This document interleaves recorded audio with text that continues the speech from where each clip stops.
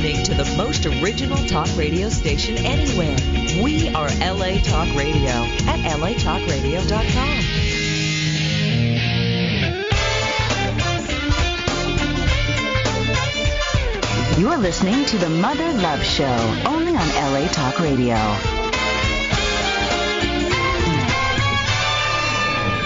Hello, my cyber babies. Welcome to another fantabulous day in LA Talk Radio.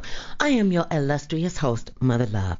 I am here with you Monday through Friday from 2 o'clock, like right now, to 3:50 p.m. Pacific Standard Time. Hey, babies, and if you can't listen live, we got technological advances. All you have to do is download me to your iTunes, your iPad, your iPhone, and on your Droid.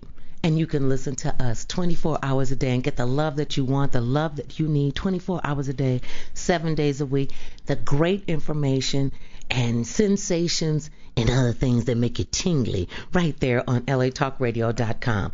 And today is a fabulous day in talk radio because I'm telling you, I had never ever heard of this, and I don't know why we don't know this, but now you're gonna know, because so many of us, okay, I'm going to say so many of you, because I know how to hold my relations together, but sometimes they just don't work.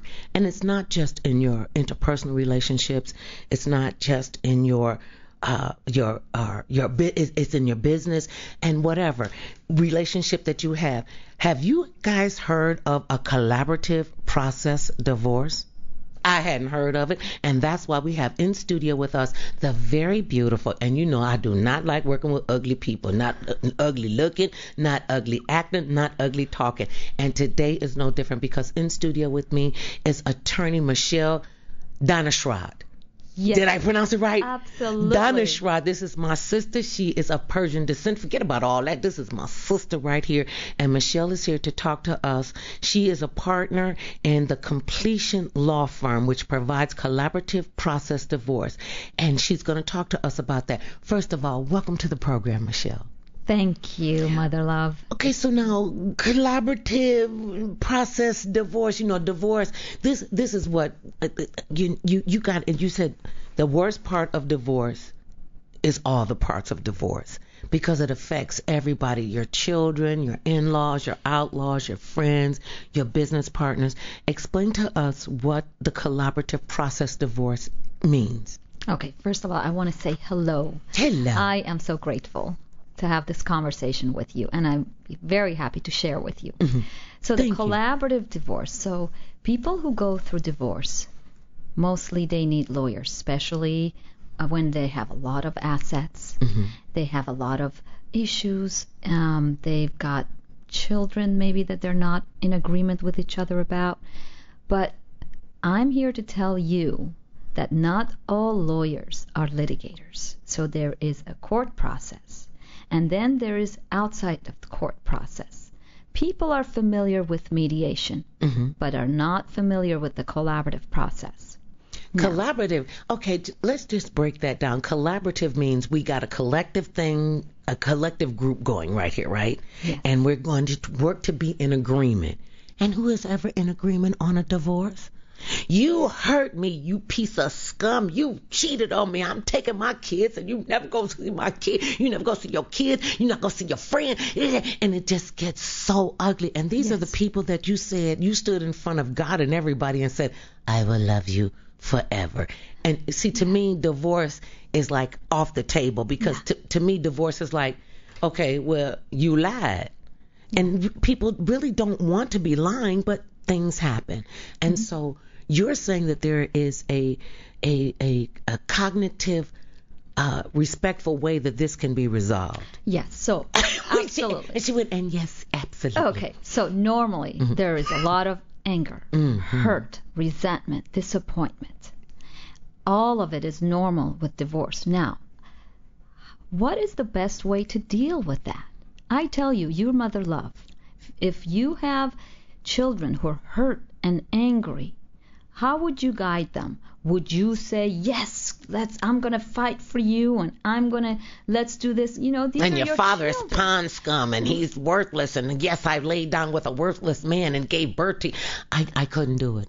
Me personally, I couldn't do it, Michelle. No, I get that. I mean, now, as you very well said, it happens sometimes that the best option is divorce, or that's something that's one of them decided to do, right? And so now, how do we deal with it? How do we best protect the children? How do we best protect the finances? How do we best protect this family and their future? Because yes, divorce happens, but you're still partners in co-parenting. You still have the same. You have an asset that you want to divide wisely. So what we provide, we are a team of professionals. We have the collaborative lawyers. Each party has their own collaborative lawyer, and then there is one financial expert for both parties. Here it is. So I have my financial expert and he has his financial expert? That's incorrect. Okay, so that is incorrect. That's incorrect. Okay. Yes, this is not an adversarial process. Okay. There's no competition in this process. This is a process. I know this is. Wait, I'm freaked out right now. What do you mean there is no competition? Okay. We're talking about dissolving a marriage. I am so outdone with this guy. He is so outdone with me. Our children are in the middle. Our friends are in the middle. And you can make this work? Your company can make this work? Our company will provide everything these two parents or clients need to think clearly, to focus on their future, to focus on their common interest, to focus on what matters to them so that they can collaborate on solutions, and that we help them come up with solutions that serves both of their needs, because that is possible. Once people look where the emotions are going to go, you either address them in a healthy way, or you're going to carry with them in your future relationships, and they're not going to go anywhere until you deal with them. Right. So we have mental health professionals in our process. Okay? Girl, listen, I think so much crap goes on when a relationship dissolves because they do not want to deal with the mental health issues of it, because they want to take that element out. And you're saying with your firm, let's put that in. Let's deal with that. Let's address it head on. Yes, this is the only process that you deal with everything that needs to be dealt with, because there's no finality otherwise. So we call them relationship coaches because it's not therapy. Each party does have their own relationship coach, which helps them deal with their emotions and direct their attention on what works in their communication, what works for their future. You see, like Albert Einstein said, whatever you focus on grows. So if you focus on the problem, it's going to grow. Grows. If you focus on solutions, solutions are going to grow. Okay. So we get people to focus on what really matters to them. And so they start thinking about what is in their future 5 years from now. What do they want for themselves, for their children? And solutions then come to mind. And then there's a power in forgiveness. Yeah, now that I know. I wrote a book about that. Great. Never underestimate the power of forgiveness. Forgive or forget. Never underestimate the power of forgiveness. Right. Because when you're holding on to some kind of an issue and you don't forgive and you don't let that go, that's weighing on you. And a lot of times people forget about what they're mad with people about, and they don't forgive them, but they're carrying that stuff, and the person that they're mad at doesn't even know why they still even mad. Yeah, one of the courses I took was Awesome Landmark Education, and one of the things I heard over there was, when you resent somebody, it's like eating poison and wishing them to die. And you eating the poison. Duh. That was beautifully said. Now, what class was that you took? Oh, Landmark Education. Landmark Education. Okay. Yeah, that's the education I took, that I'm able to really care for both clients and have the best interest of my client in mind. And it doesn't have to be adversarial. You don't have to have, my best interest is not only served by stepping on you and winning over you. It's not the only option. coming from an attorney's mouth, and I'm looking right at you and watching it, and it doesn't. I mean, this is like really strange coming from an attorney. Yes, I get and it. that's why I'm like, okay, she's got to come in and talk to us about this. First of all, collaborative divorce process. Let me ask you this, Michelle, what made you decide to become an attorney? I mean, because that's such an adversarial, and you guys get such a bad rap. But I love my attorneys, and I think that you guys get such a bad rap, and it's unfair. Where did your passion for the law come from? Well, I was a pre-med student, and before, and so I tell you now where it came from is. Wait, she went from pre-med to attorney. Because I went through my own divorce. I had 2 kids. I was pregnant with my 3rd child, and anyway, when I went through my divorce, it was so expensive. Did he get stuck on stupid, or did you say, you know what, this is not working because you are stuck on stupid? Well, I'm not going to go there. What I am going to say is that it was not going to end until I went to law school to finish my own divorce, because it was not going to end until we had nothing left. Oh, it was like that. He was like, I'm going to take everything from you. I'm going to strip you down to nothing. I'm not going to talk about him, but I am going to talk about the process, yes. The litigation process. Sometimes when there is money, it's not ending. They just want to keep it going. It just keeps going. So when I went to law school, and then I finished my divorce. I mean, but that's pretty extreme. Most women don't go to law school to finish their divorce, but you saw no end until you knew that there could be an end. Yeah. Because it could have just kept going and going and going and dragging you down, dragging your children down, dragging him down, dragging the family down. And you said, there's got to be a better way, a smarter way. Yeah, I had many different. I experienced what it's like to be a client, and for me, I wanted to be there for people who go through divorce. And after doing litigation, I realized, no, it's not. I can't do anything when there's the process doesn't serve people really. I mean, litigation is not bad, but it should be the last option. Oh. And we have attorneys. I have a group where I'm the founder of San Fernando Valley Collaborative Professionals.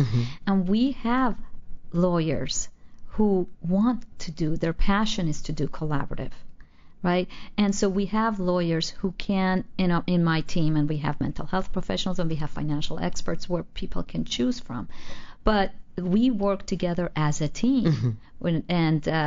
And we model behavior for the clients. So the way I care for my client's spouse, the way I listen to my client's spouse, I'm being a role model, so that then my client can learn to respect and listen and understand and communicate constructively. So that's where it serves many purposes. The whole process. You have a team that supports your family, and you are not separate and apart from your family. So it really doesn't work for families going through divorce to go through litigation. It's very self-destructive. And we've seen how it's destroyed so many families. Yes. So now I'm just so fascinated with the fact that you are about your client and that separating spouse and that divorcing spouse. It's not like I'm on your side, you're my client, but we also have to make sure that we have compassion and understanding for the separating or the divorcing spouse as well. So it's not a fight.